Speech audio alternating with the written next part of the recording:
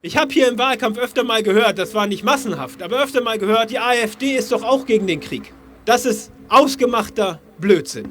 Die AfD hat das Sondervermögen für die Bundeswehr begrüßt mit den Worten, dass endlich ihre Politik der Aufrüstung und des Militarismus in die Tat umgesetzt wird. Die AfD ist eine faschistische, militaristische Partei. Sie ist für die Aufrüstung, sie ist für den deutschen Militarismus und ist nur der Meinung, dass er in eine andere Richtung gerichtet werden sollte im Moment. Die AfD wurde von den anderen Parteien systematisch hofiert in die Arbeit des Bundestags, in die Arbeit des Abgeordnetenhauses eingebunden. Sie wurde von herrschenden Kreisen systematisch aufgebaut, mit Millionen Spenden finanziert, weil eine Partei benötigt wird aus Sicht der herrschenden Klasse, die die enorme Opposition, die hier herrscht gegen die Kriegspolitik und die enorme Opposition, die hier herrscht gegen die soziale Verwüstung, zu unterdrücken und mundtot zu machen.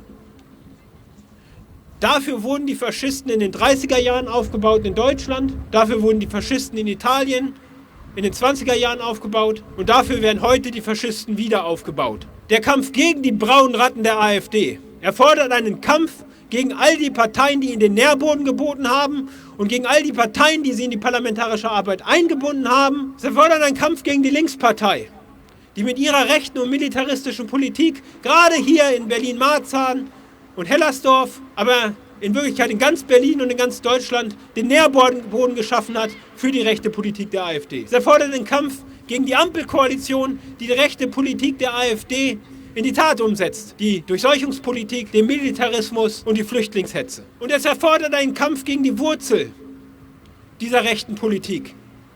Es erfordert einen Kampf gegen Krieg und seine Wurzel, den Kapitalismus. Der Kampf gegen die AfD erfordert den Aufbau einer revolutionären Partei, einer Antikriegspartei der Arbeiterklasse.